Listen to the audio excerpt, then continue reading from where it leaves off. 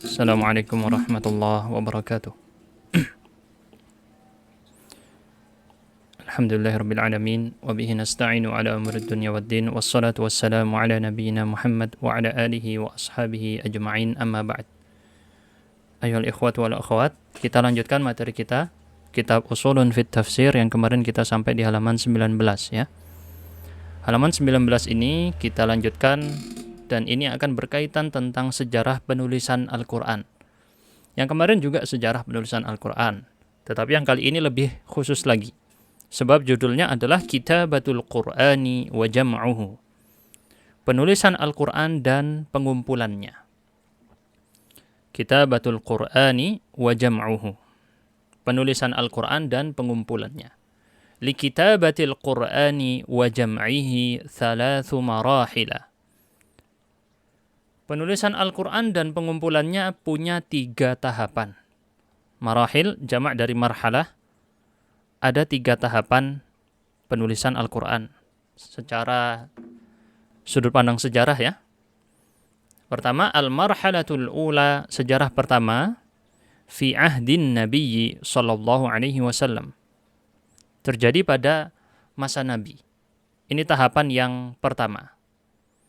Saya tulis pakai angka 1 di sini. Wa kana al-i'timadu fi hadhihi al-marhalati 'ala al-hifdhi akthara min al-i'timadi 'ala al-kitabati. Dahulunya di fase ini, di tahapan masa Nabi sallallahu alaihi wasallam, sandaran utamanya, i'timad itu menyandarkan atau ya yang dijadikan hal utama di dalam tahapan ini adalah hafalan. Hafalan jauh lebih banyak dibandingkan penulisan. Apa di antaranya sebabnya? Kok bisa di masa Rasul itu lebih bersandar kepada hafalan dibandingkan penulisan? Ya, lebih dipakai hafalan dibandingkan penulisan. Liquwwati dzakirati. Kata pengarang di sini rahimahullah, dikarenakan kuatnya daya ingat. Wa sur'atil hifdzi, dan cepat menghafal. Wa qillatil katibin, dan sedikit orang yang bisa menulis. Wa wasailil kitabah, dan sarana prasarana menulis. Beliau menyebutkan ada 4 alasan kenapa di masa Rasul sallallahu alaihi wasallam hafalan lebih banyak dibandingkan penulisan. Tapi ini di antara alasannya ya. Dan sebenarnya ada banyak alasannya. Dan yang kita sebutkan di sini adalah sebagian alasan, yaitu karena kuatnya daya ingat. Orang-orang dahulu, orang-orang para sahabat ini kuat sekali kalau disuruh mengingat. Dan cepat hafalannya. Sebab di masa itu sedikit dari mereka yang bisa membaca dan menulis. Termasuk Rasul sendiri, adalah sebagian pendapat ulama mengatakan bahwa beliau tidak bisa membaca dan menulis. Sebagian lagi berpandangan beliau sudah bisa. Ada perselisihan di masalah ini. Mereka para sahabat sudah cepat di dalam menghafal ketika itu. Wa qillatil katibin, sedikit mereka yang bisa nulis. Sarana prasarana juga sedikit. Jadi secara sarana sedikit, secara SDM, sumber daya manusia yang bisa menulis juga sedikit. Terlebih lagi, alasan utamanya adalah bukan hanya itu, bukan hanya dari segi SDM dan sarana, tetapi juga yang diinginkan adalah ya Al-Quran itu ada di dalam hati mereka yang pertama kali membawa wahyu. Ada, dihafal oleh mereka. Ilmunya bukan hanya di atas kertas, tapi di dalam hati dan dipraktekkan. Walidzalika lam yujma' fi mushafin. Oleh karena itu di masa Rasul tidak pernah Al-Quran itu dikumpulkan di dalam suatu mushaf. Mushaf itu ya kumpulan lembaran. Ini yang membedakan ya antara Al-Quran dengan mushaf. Mushaf itu ya wadahnya, kumpulan kertasnya. Sedangkan Al-Quran adalah yang dia dibaca itu dan dia yang ditulis itu. Itulah Al-Quran. Bal kana man sami'a ayatan hafidhaha. Bahkan, kata pengarang di sini ya, orang yang dahulu itu mendengarkan ayat, suatu ayat, hafidhaha, dia bisa hafal ayat tersebut. Au katabaha fima tayassara lahu min ushubin nakhli wa riqa'il juludi wa likhafil hijarati wa kisril aktaf. Jadi mereka dari para sahabat ketika mendengarkan ayat ini tadi, mereka hafalkan, atau kalau tidak dihafalkan, mereka yang bisa menulis akan menulisnya di mana? Di ushubin nakhl. Ushubun nakhl itu adalah apa ya istilahnya mungkin ya. Bahasa Indonesianya saya kurang pas mungkin terjemahannya. Mungkin yang tahu bahasa Indonesia lebih dalam bisa dikasih tahu ya. Mungkin pelepah mungkin, tapi dia itu adalah batang kurma atau tangkai kurma, kayunya ya, yang sudah dibersihkan dari daunnya. Sudah nggak ada ranting-ranting daunnya. Cuman kayunya saja. Jadi kayu-kayu yang berasal dari pohon kurma. Itu dipakai sebagai wadah penulisan. Karena waktu itu nggak ada kertas masih ya. Wariqa'il julud. Dan dari sobekan. Jamak dari riq'ah. Artinya sobekan-sobekan kulit hewan. Dari kayu kurma, dari kulit hewan. Walikhafil hijarah. Likhaf itu adalah jamak dari kata lakhfah, enggak salah ya. Dari jamak dari kata lakhfah yang artinya adalah batu putih. Batu putih yang pipih. Bentuknya itu bukan seperti batu bulat gitu ya, enggak. Tapi dia mungkin lebih enak untuk dipakai nulis gitu ya. Kira-kira gambarannya. Itu namanya likhaf. Jamak dari lakhfah seingat saya. Nanti ada di footnote-nya, bisa dilihat. Wa kisril aktaf. Dan dibuat dari patahan-patahan tulang pundak.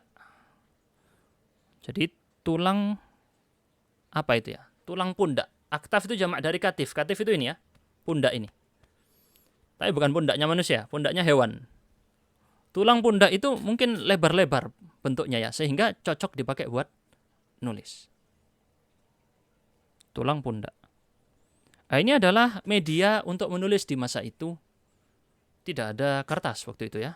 Kertas waktu itu masih di Cina dipakainya. Ditemukan di Cina kan ya. Belum tersebar waktu itu sampai ke daerah sini. Maka dibuat dari kayu kurma, kulit hewan, batu-batu putih yang pipih, dan juga tulang-tulang pundak hewan. Itu aktaf. Wa kana al-qurra'u 'adadan kabiran. Dan di masa itu para qurra. Al-qurra itu kalau secara bahasa ya diartikan qari, jamak dari kata qari. Tapi yang dimaksud bukan sekedar para pembaca, tapi para penghafal. Karena di masa itu para pembaca Quran ini adalah ya mereka yang hafal Al-Qur'annya. Adadan kabiran, jumlahnya banyak para penghafal. Dan dulu nggak disebut al-huffaz ya. Disebut al-qurra di masa itu. Para pembaca Quran, ya mereka yang hafal Al-Quran. Mereka yang hafal Al-Quran. Dan memang sedikit kita singgung ya, mungkin bolehlah kita singgung sedikit. Penggelaran seorang ustadz yang hafal Al-Quran, lebih tepatnya jangan digelari Al-Hafidh. Karena istilah Al-Hafidh itu di dalam mustalah hadits khusus untuk orang-orang yang memiliki hafalan puluhan ribu hadits, ratusan ribu hadits, ada persyaratan. Al-Hafidh Ibnu Hajar, Al-Hafidh As-Sakhawi, Al-Hafidh As-Suyuti, Al-Hafidh Fulan, Al-Hafidh Abdul Ghani Al-Maqdisi, Al-Hafidh banyak, Al-Hafidh An-Nawawi. Al-Hafidh ini adalah gelar khusus di ilmu hadis. Ketika dipakai jadi gelar untuk yang hafal Quran, zaman dulu rata-rata penuntut ilmu itu harus hafal Quran. Rata-rata. Lah, masa semua digelari Al-Hafidh semua? Ya enggak. Al-Hafidh ini, kita koreksi lagi ya, yang tersebar dengan masyarakat, sebaiknya tidak dipakai. Karena ada yang istilahnya mengangkat derajat terlalu tinggi. Sebab para ulama tidak menggunakan istilah itu. Al-Hafidh itu hanya dipakai untuk yang hafal puluhan ribu hadis, ratusan ribu hadis, ada syarat-syaratnya banyak. tahu ini, tahu itu, tahu ini, tahu itu. Di ilmu hadis ya. Tahu rijal, tahu para perawi, tahu hukumnya ini adalah lemah atau kuat. Di antaranya Ibnu Hajar, Al-Hafidh Ibnu Hajar. Apa terus kemudian kita bilang ada ustadz gelar Al-Hafidh? Kita setarakan dia dengan Ibnu Hajar. Jauh. Ini di antara hal yang perlu kita kritisi. Ya, ada yang mengangkat tangan ini kenapa? Mungkin kepencet ya. Kalau ada yang punya pertanyaan berkaitan dengan materi, disimpan dulu pertanyaannya di kolom chat. Diketikkan saja dulu. Baik, kita lanjut ya. Fa fi Sahihil Bukhari. Nah, di sini beliau akan menunjukkan sebuah riwayat. Di dalam Sahih Al-Bukhari dari Anas bin Malik radhiyallahu anhu. Anas ini sahabat Nabi yang melazimi beliau, membantu menjadi pelayan Rasul selama 10 tahunan. Anna Nabiya sallallahu alaihi wasallam ba'atha 70 rajulan. Beliau mengutus 70 orang. Mengutus 70 orang. Mereka ini yuqalu lahumul qurra. Mereka itu disebut-sebut sebagai para penghafal, para pembaca Quran. 70 orang penghafal beliau utus kemana? Fa'arada lahum Hayyan min Bani Sulaim. Ri'al wa Dhakwan inda bi'r ma'unah faqataluhum. Jadi memang kisahnya ini panjang sebenarnya. Disebutkan di dalam kitab-kitab hadis. Termasuk di Sahih Bukhari ini. Rasul pernah suatu saat diminta oleh sekawanan, atau istilahnya apa ya? Sekawanan. Bentar. Rasul itu pernah diminta oleh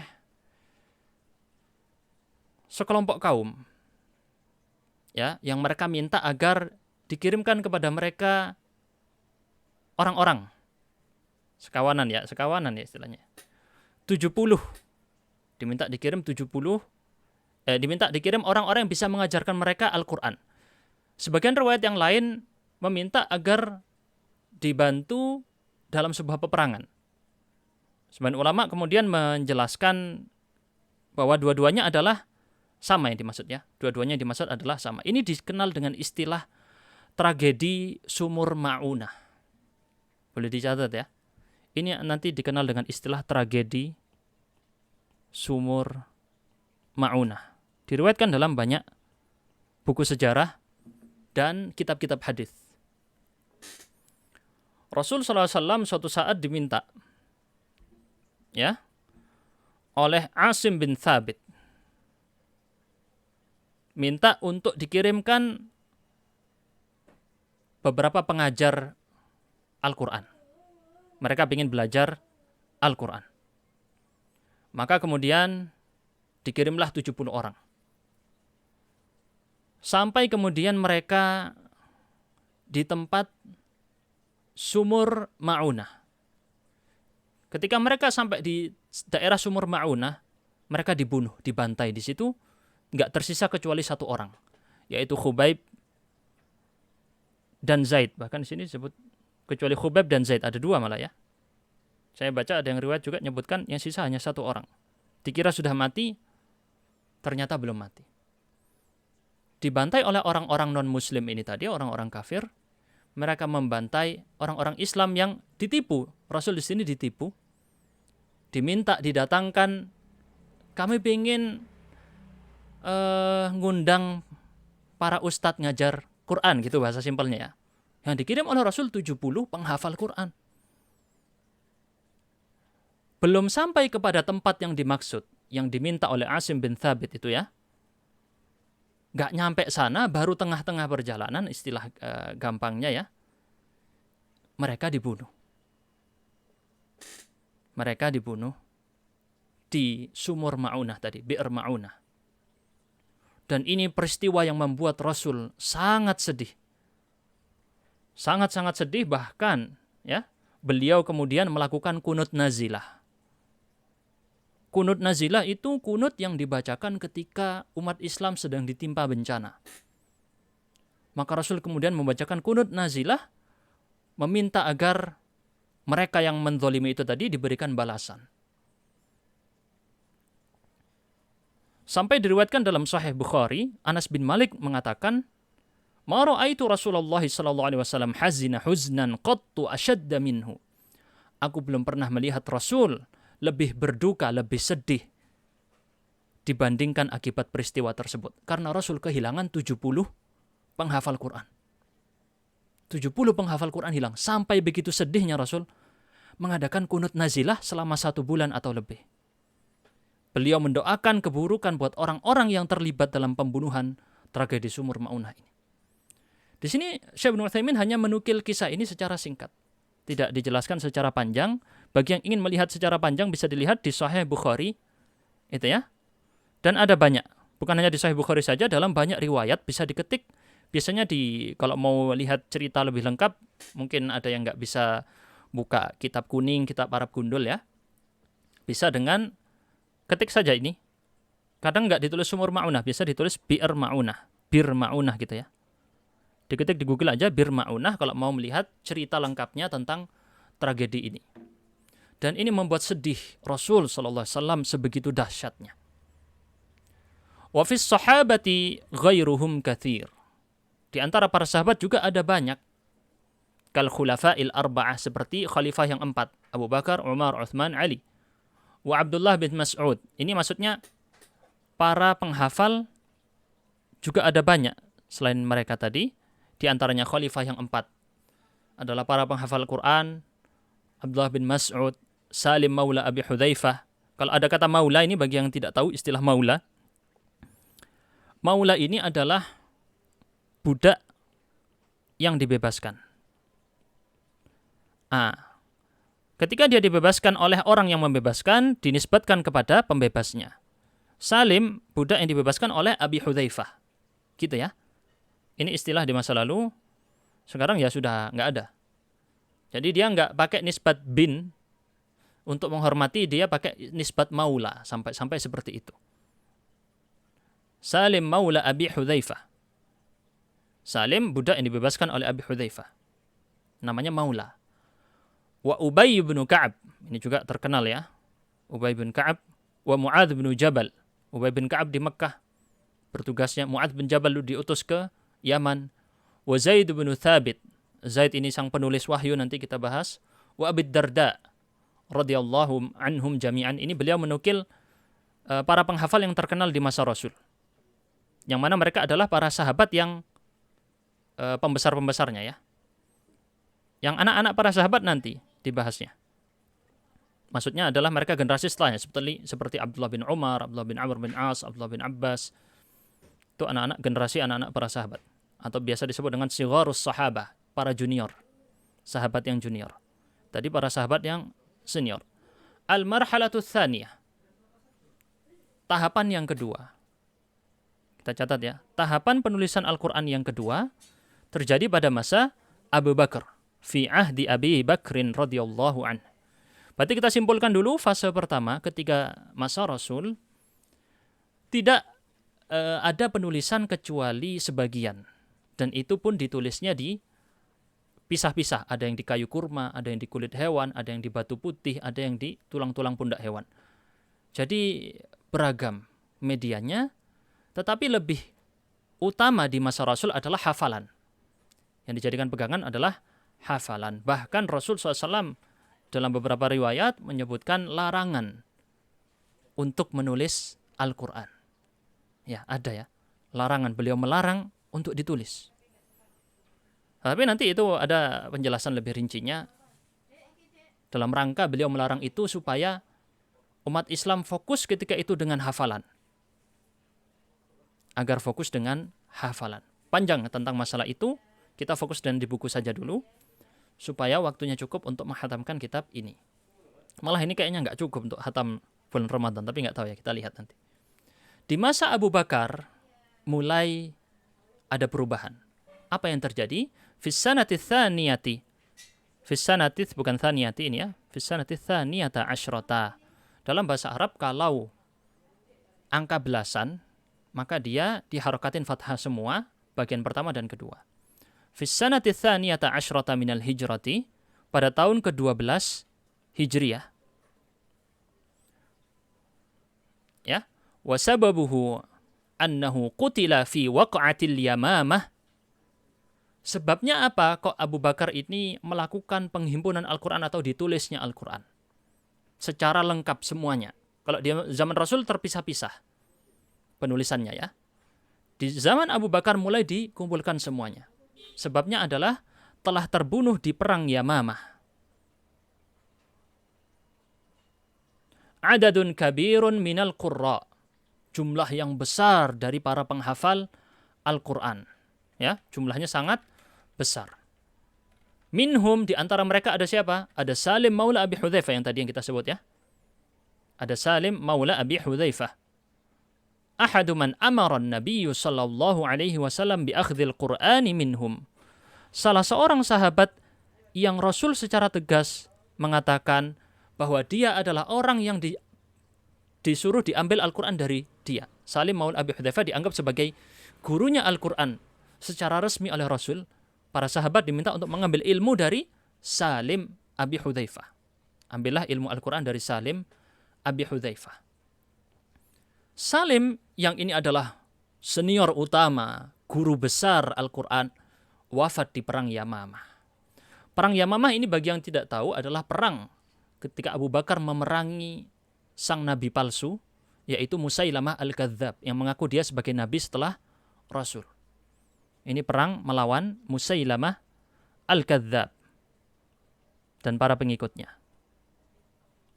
Di masa Abu Bakar ini adalah masa yang sulit. Banyak muncul separatisme, gerakan-gerakan separatis yang mau keluar dari wilayah kekuasaan Nabi Muhammad. Karena dianggap Nabi Muhammad sudah meninggal, sudah. Tidak ikut lagi mereka. Abu Bakar ini orang yang menjadi sosok yang menyatukan semua wilayah ini tadi. Fa'amara Abu Bakrin radhiyallahu anhu bijam'ihi li'alla yadi'a. Abu Bakar memerintahkan agar Al-Quran itu dikumpulkan supaya tidak hilang. Dikumpulkan di sini yang dimaksud adalah disatukan tulisannya. Kalau di zaman Rasulullah itu terpisah-pisah. Sebagian sahabat ada yang nulis surat ini saja, ada yang sebagian menulis ayat ini saja. Seininya ya. Semudahnya mereka. Karena tadi kita bilang sarana prasarananya sulit untuk menulis. Belum banyak kertas di masa itu. Fa fi Sahih Al-Bukhari, beliau menukil di sini Syekh Ibnu Utsaimin rahimahullah, di dalam Sahih Bukhari, anna Umar bin Al-Khattab asyara ala Abi Bakrin. Umar memberikan isyarat. Memberikan isyarat berarti ngasih kode gitu ya, bahasa sekarang. Di jam'il Quran, untuk kepada Abu Bakar supaya mengumpulkan Quran ba'da waq'atil Yamamah, setelah kejadian perang Yamamah melawan Musailamah Al-Kadzdzab yang mengaku sebagai nabi. Fatawaqqafa. Maka Abu Bakar memilih tawakuf. Tawakuf itu diam, menunggu. Tidak mengingkari tetapi tidak menaati. Itu namanya tawakuf. Diam, nunggu ya. Umar minta, ini kayaknya penting untuk dikumpulkan Quran. Karena di perang Yamamah tadi, jumlah yang besar para penghafal Quran terbunuh. Abu Bakar menunggu, tidak langsung memutuskan. Dan ini di antara kebijaksanaan seorang Abu Bakar. Ada yang dipikirkan, apa dampaknya? Ya, bahasa simpelnya sekarang gini ya Pak ya. Bapak-bapak, Ibu sekalian yang menyimak di sini. Anak-anak kita ketika dia itu sudah ada buku dan ada Google, udah nggak mau mikir lagi. Ada tugas dari gurunya, udah nggak buka buku, udah nggak mikir mencari, nggak lagi datang ke perpustakaan. Apa yang mereka lakukan? Google, buka brandly.com, langsung kejawab. Oh, jawabannya ini. Itu kalau dikasih tugas gurunya. Alias sudah tidak lagi menggunakan yang namanya penelitian. Langsung praktisnya aja. Itu yang juga ditakutkan di masa-masa itu. Jangan sampai Al-Quran kemudian ditulis, orang kemudian sudah nggak perlu dihafal. Kan sudah ada tulisannya. Ini yang dikhawatirkan. Ya, ini yang dikhawatirkan di masa itu. Jangan sampai hal ini terjadi. Dan memang itu terbukti bahkan sampai akhir-akhir kemarin mulai ada percetakan. Dulu kan belum ada percetakan. Ketika sudah masuk percetakan ke dunia Arab, para ulama mengharamkan fatwa haram mencetak Al-Quran atau mencetak buku-buku Arab. Buku-buku Arab lebih tepatnya, bukan Al-Quran. Buku-buku kitab-kitab para ulama. Khawatir orang sudah lagi nggak menyalin ucapan gurunya. Nggak ada lagi pembelajaran dari guru ke murid. Khawatir orang langsung buka kitab dan salah memahami. Banyak kekhawatiran yang muncul. Dan Abu Bakar di sini juga menunggu.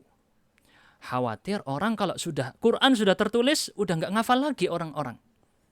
Dan ketika orang sudah nggak mulai menghafal, Al-Quran sudah tidak lagi di dalam dada. Al-Quran di dalam dada itu berbeda dengan orang yang tahu Quran di atas kertas. Orang yang hafal Quran 30 juz, pemahaman dia terhadap syariat itu berbeda dengan yang dia tidak hafal 30 juz.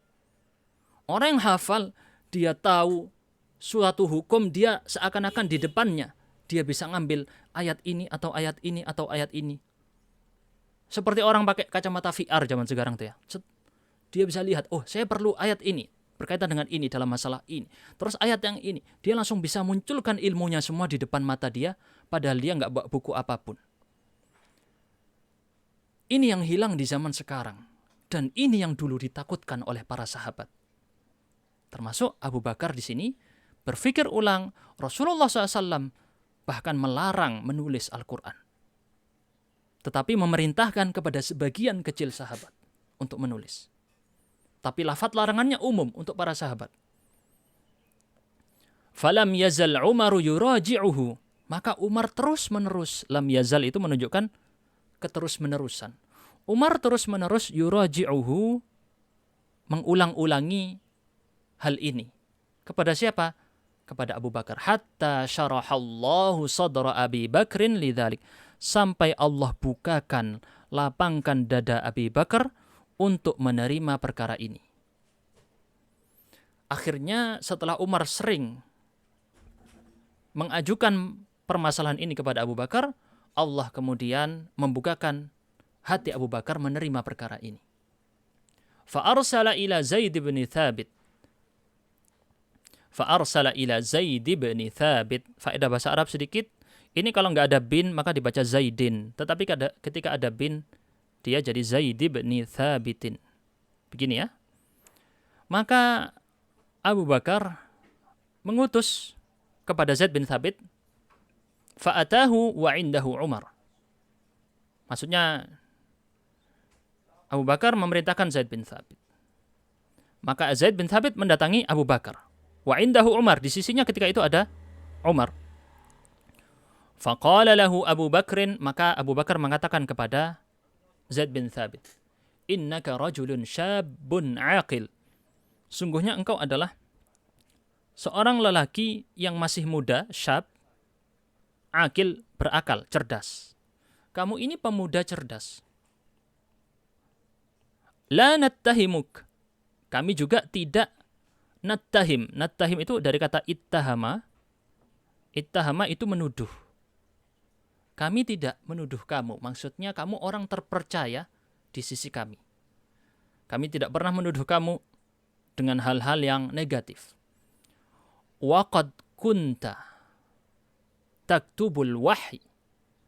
Dan kamu dulu, kata Abu Bakar kepada Zaid bin Thabit, dicatat berarti namanya di sini ya, Zaid bin Thabit yang ditugaskan. Dan dahulu kamu itu menulis wahyu untuk Rasulullah. Waqad kunta taktubul wahya li Rasulillah sallallahu alaihi wasallam. Fatatabba'il Qur'ana. Ini bagi yang belajar bahasa Arab, faedah sedikit, bacanya fatatabba'il Qur'ana, aslinya sukun. Ini fi'il amr perintah, tapi sukun bertemu sukun, maka sukun pertama jadi kasrah. Fatatabba'il Qur'ana fajma'hu. Maka Abu Bakar memerintahkan, carilah Al-Quran. Maksudnya disuruh telusuri. Tatabbu' itu, telusurilah Al-Quran, kemudian kumpulkan. Baik dari hafalan para penghafal, atau dari tulisan-tulisan mereka yang pernah menulis Quran sejak zaman Rasul. Fajma'hu, maka kumpulkan. Karena para penulis wahyu itu ada banyak. Bukan hanya Zaid bin Thabit di masa Rasul. Ada yang lain-lain juga. Ya. Di antaranya Muawiyah bin Abi Sufyan. Beliau juga penulis wahyu. Qala. Maka Zaid mengatakan, Zaid bin Thabit ya, fatatabba'tul Qur'ana ajma'uhu minal usubi wal likhafi wa sudurir rijal. Perhatikan kata Zaid bin Thabit, maka aku menelusuri Al-Quran, saya cari, saya kumpulkan dari usub. Usub tadi yang pelepah kurma atau kayu-kayu dari kurma itu yang sudah nggak ada daunnya. Wal likhaf, likhaf itu dari batu-batu putih. Wasuduri rijal, dan dada-dada manusia, maksudnya dari hafalan. Sumber-sumbernya itu ya. Fakanatis suhufu inda Abi Bakrin. Nah, setelah terkumpul semua dijadikan jadi satu, namanya suhuf. Suhuf itu artinya kumpulan lembaran. As-suhuf. Secara bahasa artinya kumpulan lembaran, jamak dari sahifah. Lembaran-lembaran sudah dikumpulkan jadi satu. Fakanatis suhuf inda Abi Bakrin. Setelah dikumpulkan jadi satu, Zaid bin Thabit menyerahkan mushaf Quran pertama kali ini kepada Abu Bakar. Hatta tawaffahu Allah, sampai Allah mewafatkan Abu Bakar. Setelah Abu Bakar wafat, thumma inda Umar hayatahu, maka pindahlah kepemilikan atau mushaf tadi diserahkan kepada Umar sepanjang hidupnya Umar. Kemudian setelah Umar wafat, thumma inda Hafsata binti Umar, diserahkan kepada Hafsah, putri dari Umar. Rawahul Bukhariyu mutawwalan, diriwayatkan oleh Imam Bukhari dalam kitab sahihnya. Panjang kisah ini ada di Sahih Bukhari. Mutawwalan, mutawwalan itu diriwayatkan secara panjang, yang berarti kalau seorang penulis kitab mengatakan mutawwalan, yang dimaksud adalah yang dinukil di sini sedikit, alias sudah diringkas sama dia. Yang panjang ada di riwayat yang asli, riwayat Bukhari. Sudah diringkas sama pengarang kitab. Ini penting ya, memahami ucapan-ucapan para ulama ini penting. Kata-kata mutawwalan, kadang-kadang saya singgung masalah min, penggunaan kata min, atau penggunaan kata al-hadith. Ketika dia menyebut al-hadith wa fihi, nah itu sudah saya bahas juga kemarin ya. Perkataan para ulama kalau bilang kayak gitu apa maksudnya? Waqad wafaqal muslimuna Aba Bakrin ala dhalik. Dan bukan masalah tindakan Abu Bakar sendiri, tetapi orang-orang Islam di masa itu, berarti para sahabat, menyetujui tindakan Abu Bakar, yaitu mengumpulkan Al-Quran jadi satu. Wa'adduhu, ini bacanya ya, wa'adduhu, fi'il kata kerja ini ya, fi'il madhi.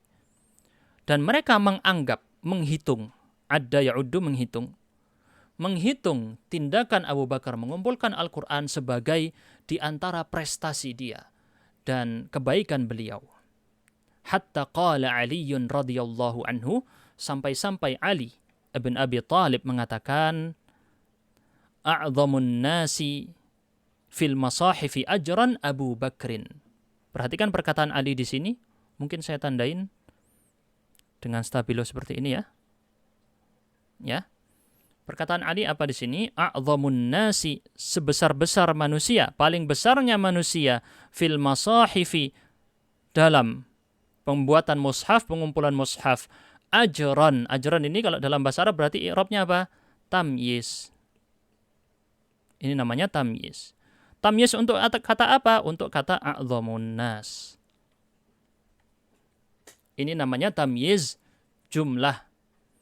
Tamyiz malhudz. Ya. Untuk memperjelas makna paling besar apanya, di dalam mushaf paling besar pahalanya, ajron. Itu ya, dalam segi makna sebenarnya seperti itu. Paling besar apanya? Paling besar pahalanya dalam mengumpulkan mushaf adalah Abu Bakar. Adalah Abu Bakar. Yang mengucapkan siapa? Ali. Apa tujuan Syekh Ibnu Utsaimin menukil ini? Beliau mengatakan dalam syarahnya, nggak ada di sini ya, ada di kitab yang lain di syarahnya. Yaitu, ya inilah Ali. Karena sebagian orang yang memuja Ali begitu berlebih dari kalangan Syiah dan Rafidhah, mereka sebegitu bencinya kepada Abu Bakar. Dianggap bahwa Ali ini kan menginginkan kekuasaan, alias menganggap Abu Bakar nggak pantas, Ali yang lebih pantas berkuasa. Dan ini Ali sendiri mengakui keunggulan Abu Bakar dalam ucapannya ini. Bahwa orang yang paling berkontribusi besar, paling besar pahalanya dalam masalah pembuatan mushaf Quran adalah Abu Bakar. Makanya ikhwan wa akhwat di sini, kita sekarang buka Al-Quran ini, setiap kita baca Quran itu, pahala itu mengalir kepada para sahabat Nabi. Karena mereka yang menukil semua ilmu Al-Quran ini kepada kita dari Rasul. Sedangkan di dalam hadis Rasul mengatakan, man dalla ala khairin falahu mithlu ajri fa'ilih.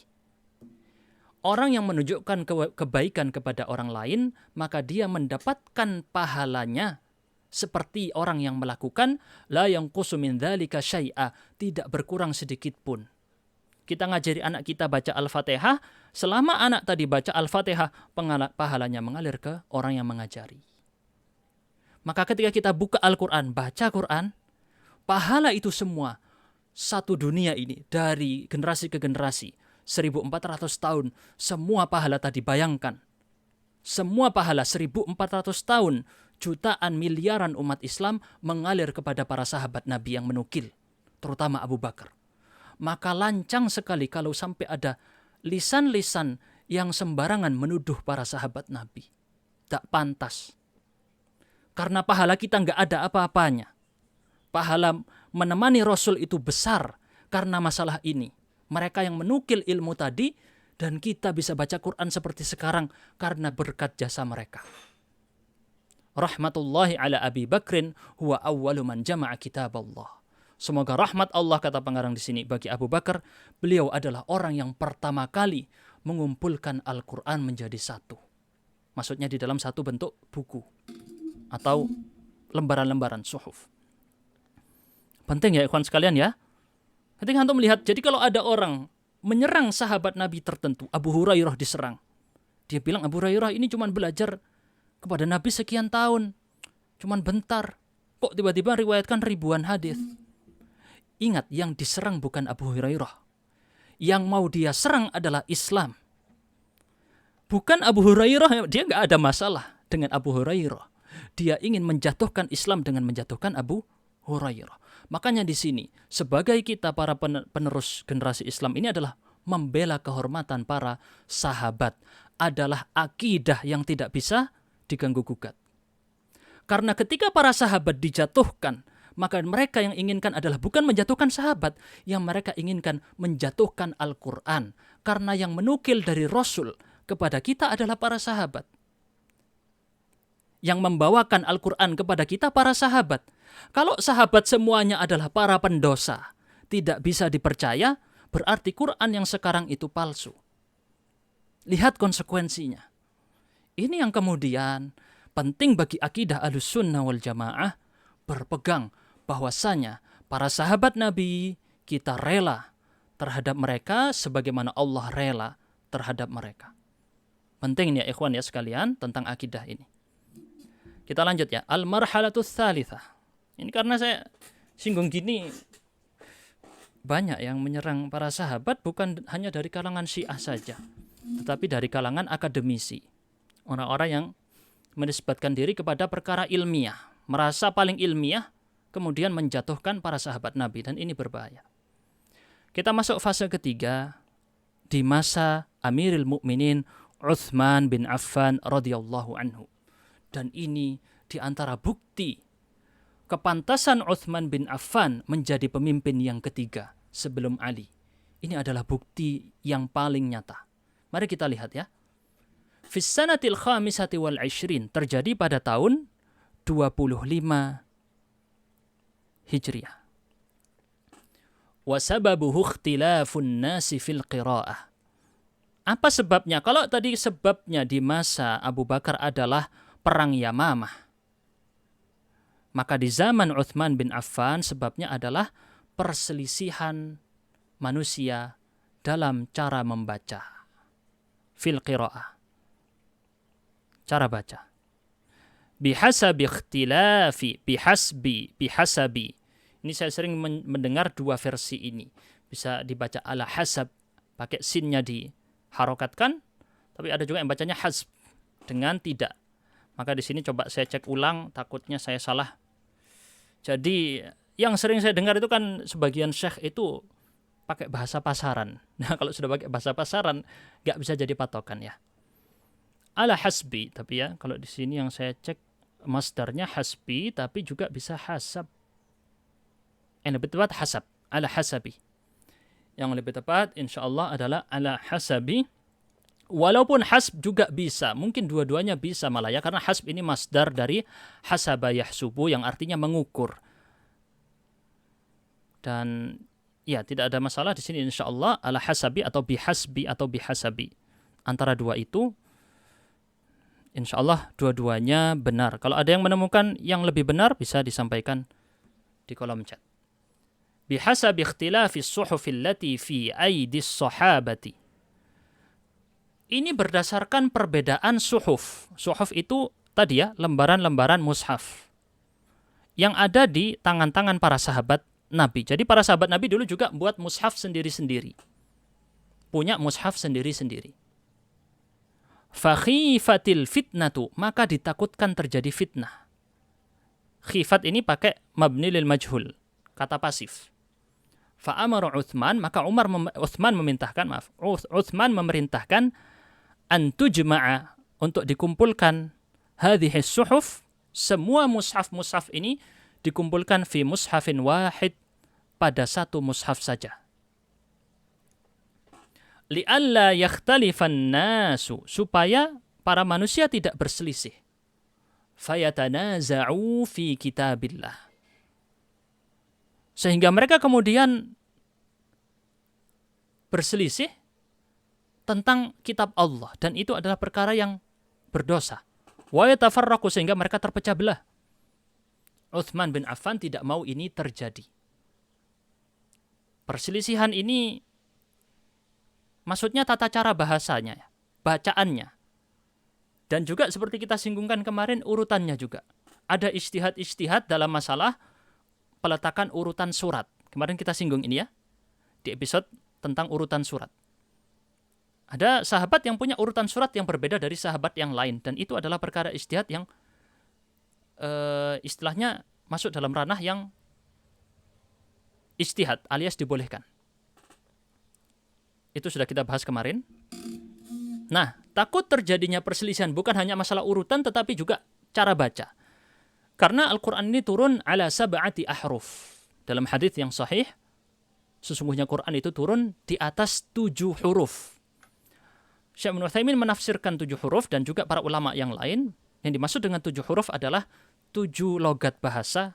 Di antaranya ada huruf Quraisy, logatnya orang Quraisy. Ada logatnya bahasa kaum tertentu lagi. Karena dulu masing-masing punya gaya bahasa masing-masing.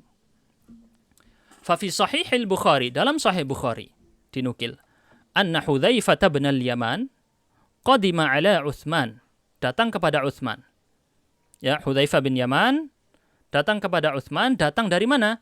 Dari Fathi Armenia wa Azerbaijan, Ya, sekarang Armenia dan Azerbaijan ya. Armenia dan Azerbaijan atau apa, enggak tahu, saya baca bahasa Indonesianya ya. Pokoknya itu Azerbaijan. Wa qad afza'ahu ikhtilafuhum fil qira'ah.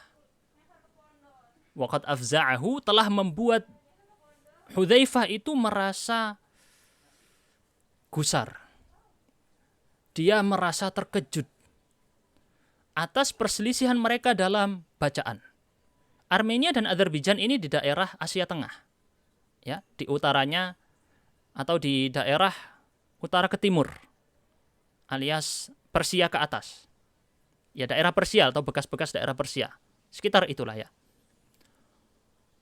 Karena umat Islam yang berperang itu dikumpulkan dari berbagai wilayah. Terus terjadi perbedaan bacaan. Maka Hudzaifah bin Yaman ini takut terjadi fitnah. Orang-orang jadinya saling menyalahkan satu sama lain hanya karena bacaannya berbeda. Padahal Al-Quran turun dengan 7 huruf, 7 gaya bacaan.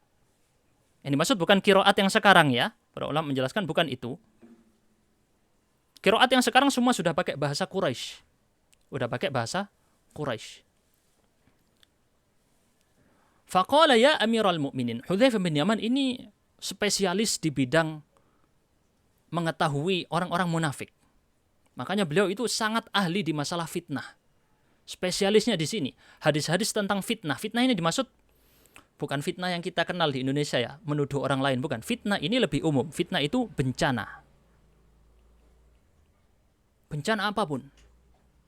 Hudzaifah bin Yaman ini sahabat Nabi yang paling spesialis meriwayatkan hadis-hadis tentang bencana. Ketika beliau melihat kejadian ini, yang beliau lihat adalah riwayat-riwayat yang dulu sampai kepada beliau tentang fitnah yang disampaikan oleh Rasul. Maka Hudzaifah bin Yaman takut itu terjadi. Ya Amirul Mukminin, wahai pemimpinnya orang-orang mukmin. Adraka hadhil ummata. Telah sampai kepada umat ini. Hadhil ummata, al-ummata jadi maf'ul bihinya. Apa? Qabla an yakhtalifu fil kitabi ikhtilaful yahudi wan nasara. Telah sampai kepada umat ini perselisihan yang dahulu pernah ada. Apa itu? Perselisihan Yahudi dan Nasrani. Dalam kitab-kitab Allah. Mereka pernah berselisih tentang Taurat. Nasrani pernah berselisih tentang Injil. Maka Hudzaifah bin Yaman mendapati, loh dulu zaman para sahabat Nabi tidak pernah ada perselisihan ini. Tiba-tiba ada. Beliau bilang ini perselisihan umat terdahulu sampai akhirnya di masa kita sekarang. Fa'arsala Uthman, maka Uthman mendapati ini adalah perkara yang harus dijadikan kepentingan nomor satu. Mengutus kepada Hafsah. Arsala itu berarti mengutus berarti mengirim pesan. Mengirim pesan. An arsili ilaina bis suhuf. Wahai Hafsah, kirimkan kepada kami suhuf yang ada padamu. Suhuf yang mana? Suhuf yang tadinya ada dikirim kepada siapa? Kepada dulunya dipegang oleh Abu Bakar, dan kemudian dipegang oleh Umar, kemudian dipegang Hafsah, kemudian dipegang oleh siapa di sini? Hafsah. Bentar ya.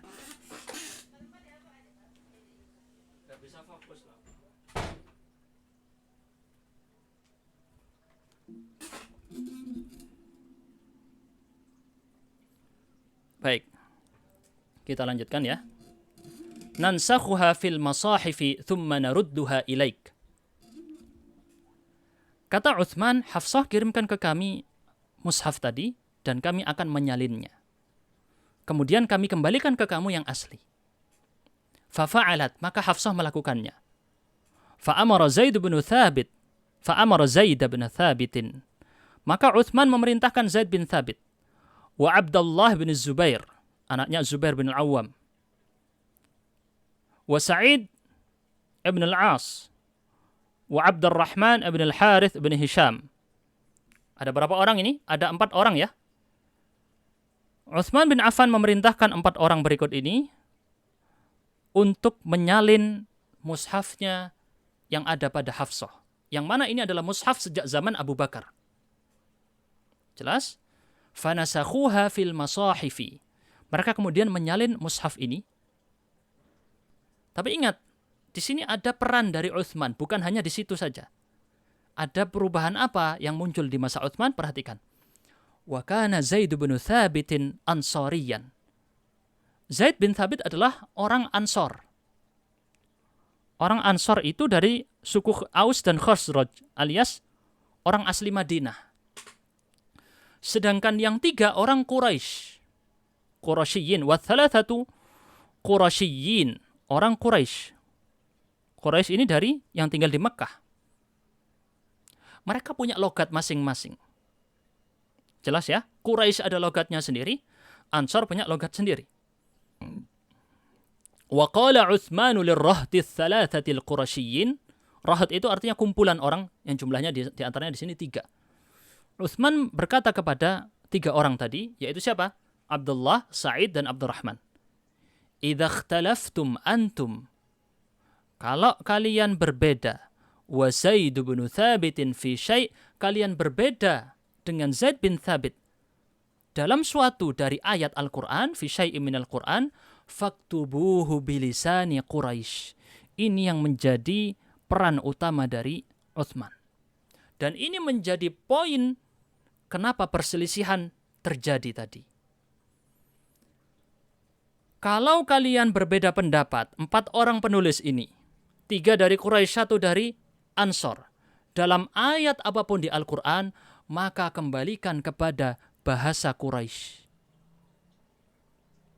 Tulislah dengan bahasa Quraisy. Fa innama nazala bilisanihim, karena Al-Quran ini turun dengan bahasa Quraisy. Maksudnya kan Zaid bin Thabit sini Ansor sendiri ya. Tidak pakai bahasa Quraisy, berbeda. Dan tadi kita jelaskan, Quran dalam hadis Rasul turun ada sab'ati ahruf, ada 7 logat bahasa. Salah satunya logat bahasa Quraisy. Alias bahasa-bahasa yang lain nanti akan dihapus di sini. Fafa'alu. Maka para penulis yang 4 ini melakukannya. Hatta idza nasakhu as-suhuf fil masahif, sampai kemudian mereka telah selesai menyalin, selesai menyalin, radda Uthmanus suhuf, maka Uthman mengembalikan as-suhuf yang asli tadi kepada Hafsah. Wa arsala ila kulli ufuqin bimushafin. Kemudian Uthman mengirim kepada setiap penjuru ufuk. Dalam beberapa riwayat sejarah disebutkan ya, daerah ini dapat 1, daerah ini dapat 1. Mimma nasakhu, dari apa yang tadi sudah mereka salin. Jadi jumlah yang 4 ini ya, buatnya lebih dari 1 mushaf. Wa amara bima siwahu minal Qur'an fi kulli sahifatin aw mushafin ay yuhraq. Kemudian ini perannya Utsman adalah memerintahkan selain mushaf yang kami buat, dari tim khusus Utsman bin Affan harus dibakar. Ini dijadikan bahan sekarang ya. Bahan oleh orang-orang yang benci Islam, dianggap Quran sekarang sudah tidak asli karena yang asli dibakar oleh Utsman. Salah, dia nggak belajar sejarah secara lengkap dan melakukan kejahatan dalam diskusi ilmiah. Dia menutupi referensi-referensi ilmiah dan mau memotong, bilangnya Al-Quran yang asli dibakar Utsman. Oh, ini dusta ilmiah. Apa dilakukan zaman sekarang? Dilakukan oleh orang-orang yang gelarnya profesor dan doktor. Na'udzubillah min dzalik. Jangan sampai ini ya, kita nggak tahu sejarah yang asli, terus termakan dengan tuduhan-tuduhan dusta ini. Jadi kita tahu bahwa Utsman menyalin yang asli dari mushafnya Abu Bakar, terus digunakan pakai logat Quraisy, kemudian disalin pada banyak bentuk atau dalam banyak mushaf, disebarkan ke seluruh penjuru kekuasaan Utsman ketika itu, dan apapun mushaf yang ada harus dikumpulkan dan dibakar. Yang boleh dipakai hanya mushafnya Utsman. Makanya sekarang kita pakai ada tulisan apa? Birrasmil Utsmani. Mushaf Utsmani. Pakai tulisannya Utsman, masanya Utsman. Waqad fa'ala Utsmanu hadza radhiyallahu anhu ba'da an istasyara as-sahabah. Nah, Utsman ini enggak melakukan mikir sendiri, enggak, tetapi beliau bermusyawarah dengan para sahabat. Apa dalilnya? Lima ruya atau lima rawa Ibnu Abi Dawud an Ali radhiyallahu anhu, diriwayatkan oleh Ibn Abi Dawud, anaknya Abu Dawud, dari Ali radhiyallahu anhu annahu qala wallahi ma fa'ala alladhi fa'ala fil masahifi illa an mala'in minna. Demi Allah, kata Ali bin Abi Thalib, lagi-lagi Ali ya. Kenapa di sini kok yang dinukil Ali? Karena sebagian Syiah menuduh bahwa Al-Quran yang sekarang adalah palsu. Sebagian Syiah berpendapat begitu. Mereka anggap ada yang namanya Mushaf Fatimah. Mushaf Fatimah dianggap dibawa oleh imam yang ke-12 mereka, yang nanti yang disebut sebagai imam Mahdinya mereka. Quran yang sekarang di umat Islam ini kurang. Mereka tuduh seperti itu. Ini adalah bantahan paling kuat. Ali bin Abi Thalib sendiri berkata, demi Allah, ma fa'ala alladhi fa'ala fil masahifi illa an mala'in minna. Tidaklah terjadi apa yang terjadi dalam mushaf-mushafnya Utsman ini kecuali berdasarkan para petinggi kami, para senior sahabat bermusyawarah. Bukan keputusan Utsman sendiri. Ali di sini termasuk ikut memutuskan harus dilakukan ini tadi. Mushaf-mushaf yang tidak pakai bahasa Quraisy dan semua yang tidak ditulis oleh tim khususnya Utsman harus dibakar. Karena itu bisa menyebabkan perselisihan yang dahsyat di tengah umat. Dan ini adalah bentuk Allah menjaga Quran ini. Ini adalah pembenaran inna nahnu nazzalna dzikra wa inna lahu lahafizun. Kamilah yang menurunkan az-dzikr Al-Quran dan kami yang menjaganya. Jadi enggak mungkin Utsman di sini melakukan ini kecuali pasti Allah ridha terhadap hal tersebut. Ini atas izin Allah. Qala ara an najma'an nas ala mushafin wahidin fala takun firqatan wala ikhtilaf. Ali mengatakan, saya berpendapat an najma'an nas, kita mengumpulkan manusia di atas satu mushaf supaya tidak ada perpecahan furqah, fala takun furqatan, tidak ada furqah, perpecahan, wala ikhtilaf, tidak ada perselisihan lagi. Seperti yang terjadi di peperangan di Armenia dan Azerbaijan tadi yang dinukil oleh Hudzaifah bin Yaman. Qulna fa ni'ma ma ra'ait. Maaf, yang qala di sini Utsman ya. Maaf tadi saya salah. Yang mengatakan tadi adalah Utsman. Yang mengatakan qulna di sini kemungkinannya Ali atau periwayat. Sayangnya di situ disebut dhamir ya. Antara Ali atau periwayatnya. Fa ni'ma ma ra'aitu. Ni'ma itu adalah fi'il menunjukkan sebaik-baiknya, bisa disebut sini. Ini adalah sebaik-baiknya yang aku lihat, yang aku pandang, yang aku pikir. Wa qala Mus'ab bin Sa'ad adraktun nasa mutawafirina hina harqi Uthman al-masahif fa'ajabahum dhalik. Aku mendapati manusia mutawafirin ada ketika pembakaran mushaf oleh Uthman. Fa'ajabahum dhalik, mereka suka dengan hal tersebut. A'jaba itu membuat suka.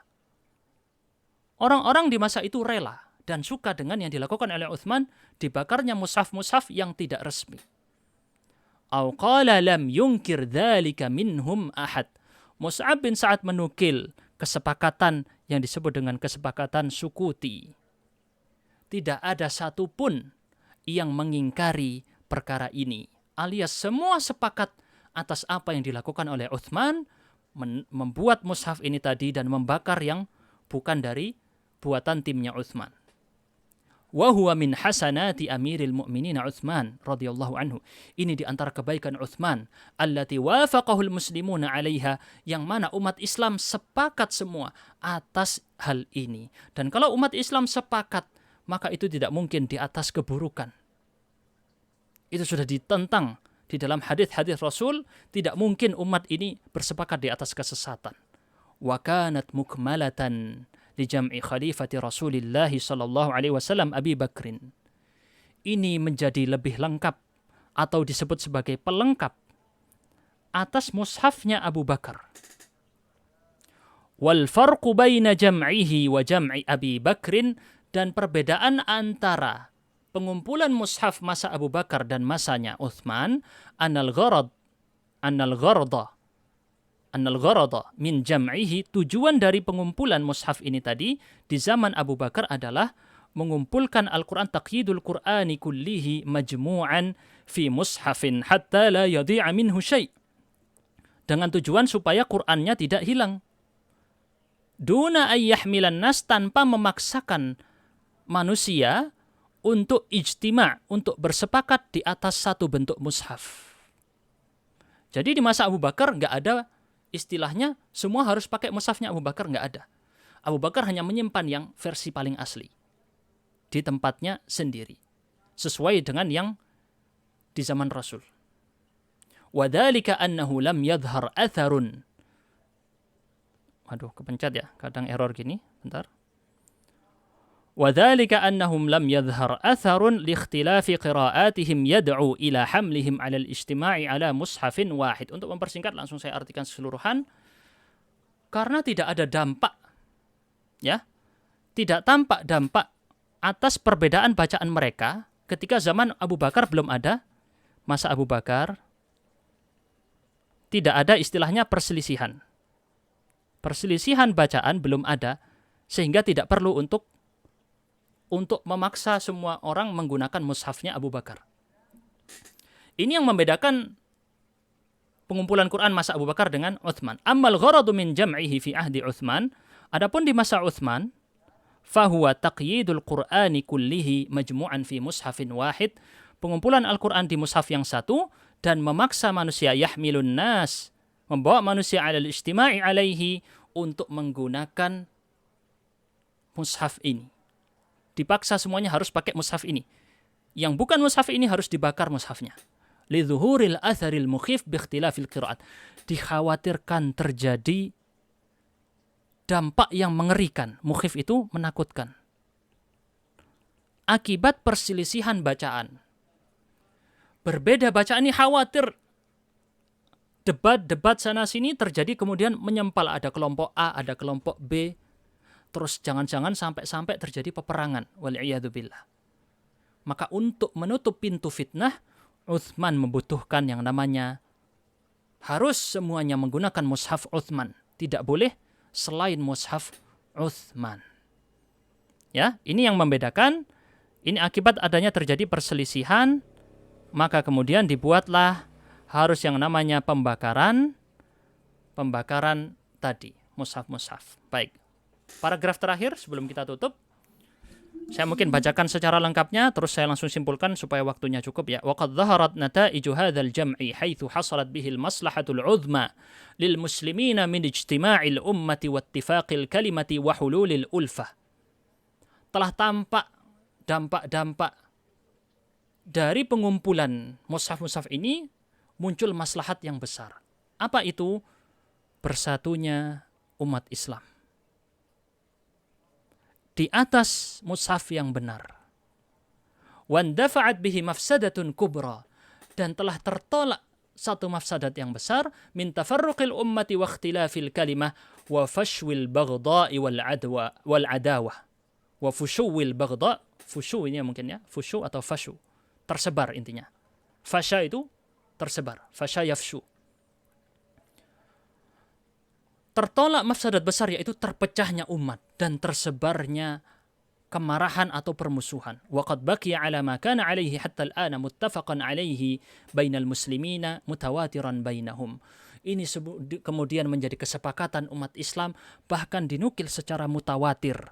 Mutawatir itu adalah dinukil secara rame-rame, sehingga tidak mungkin dikatakan ada kedustaan di dalamnya, karena yang menukil rame-rame.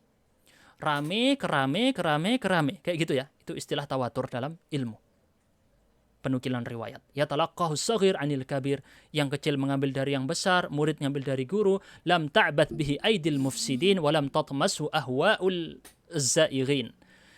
Tidak dimainkan oleh tangan-tangan para perusak, tidak pula disentuh atau dinodai oleh hawa nafsu orang-orang yang menyimpang. Fadillahil hamdu rabbis samawati wa rabbil ardi rabbil alamin. Alhamdulillah, kata beliau di sini, segala puji bagi Allah yang kemudian memberi taufik kepada Abu Bakar dan Uthman untuk melakukan pengumpulan Al-Quran. Dan ingat juga ada peran Umar dan Ali tadi di situ. 4 khalifah yang luar biasa di sini memiliki peran yang besar dalam Al-Quran yang sedang kita baca saat ini. Barakallahu fikum. InsyaAllah kita lanjutkan di pertemuan akan datang dengan materi-materi selanjutnya tentang ilmu tafsir dan ilmu Al-Quran. Kita tutup. Subhanakallahumma bihamdika asyhadu an la ilaha illa anta astaghfiruka wa atubu ilaik. Semua rekamannya ada tersedia di YouTube, bisa ditonton, terutama sangat berguna bagi yang belajar di jurusan Al-Quran. Wassalamualaikum warahmatullahi wabarakatuh.